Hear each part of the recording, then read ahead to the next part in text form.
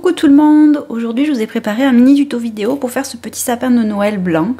C'est une manucure au scotch, donc a priori c'est accessible à tout le monde, même aux débutantes.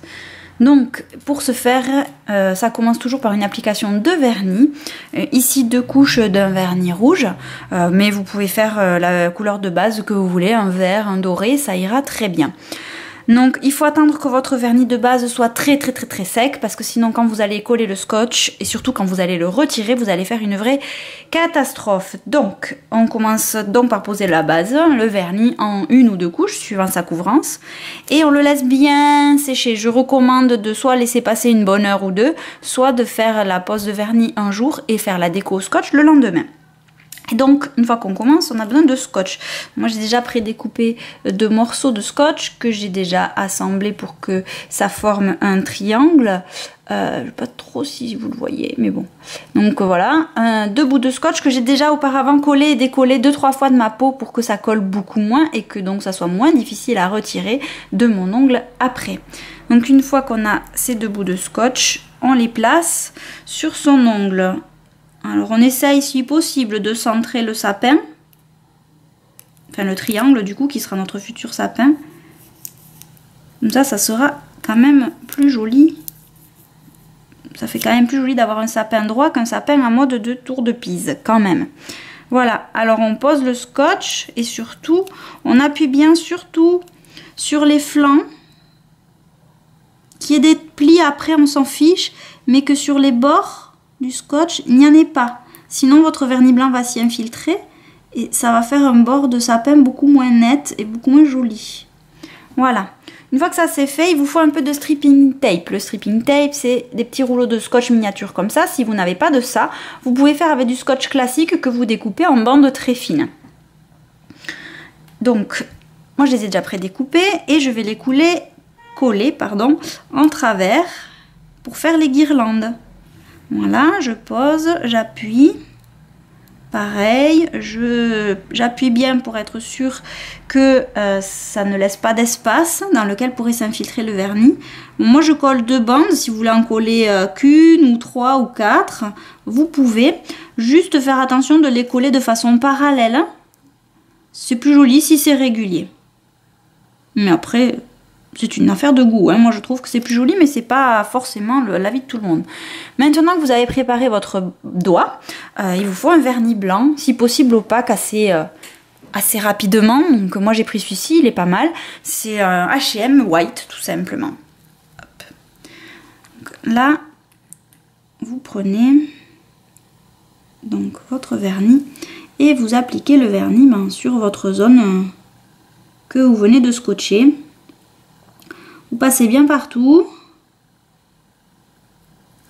Là, vous recouvrez, je vais y arriver, il est tard. Vous recouvrez tout ça avec votre vernis et surtout, vous laissez sécher. Alors, pas sec, mais vous laissez prendre le vernis parce que sinon, quand vous allez l'enlever, le vernis, quand vous allez enlever le scotch, le vernis va faire des filaments. Ça risque même de baver et donc, du coup, le côté net que l'on recherche avec le scotch, vous l'aurez pas parce que votre vernis aura bavé. Voilà, donc là il s'est passé une trentaine de secondes, mon vernis a un peu séché, donc je vais pouvoir retirer les bandes, le scotch. Je commence par les bandes, en fait vous commencez par ce que vous avez collé en dernier, ça paraît logique. Donc je commence par attraper une bande et je l'enlève si possible en tirant dans le sens opposé de la bande. Comme si je la renroulais sur elle-même en fait.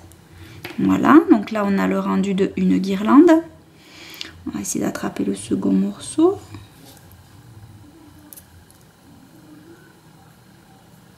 Et là j'y arrive pas à l'attraper. Il s'est collé au scotch. Les aléas du direct, comme dirait l'autre. Voilà, hop, j'attrape la seconde. Et je tire dans le sens opposé, doucement. N'allez pas me faire ça un peu comme une esthéticienne qui arrache sa bande en mode brut. On n'est pas pressé. Il vaut mieux aller doucement et dans un mouvement régulier que faire et tout arracher et que ça part n'importe où et on ne sait pas où. Ensuite, on enlève le scotch. Alors, vu que je les ai attachés en haut, alors soit je détache un coin, je le maintiens détaché, je détache l'autre coin, soit je les décolle l'un de l'autre comme les stripping tape, tout doucement. Et pareil, je tire pas n'importe comment, ni comme ça, ni... Non, je l'enroule sur lui-même en fait. Le scotch est collé comme ça, ben je tire par là. Donc, j'attrape et je déroule tout doucement. Voilà. Et maintenant le deuxième. Bon, il n'y a pas de sens précis, hein, soit vers le haut, soit vers le bas.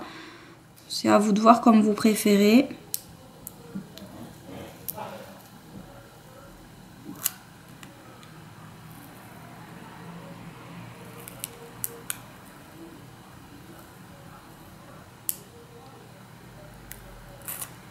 Et voilà.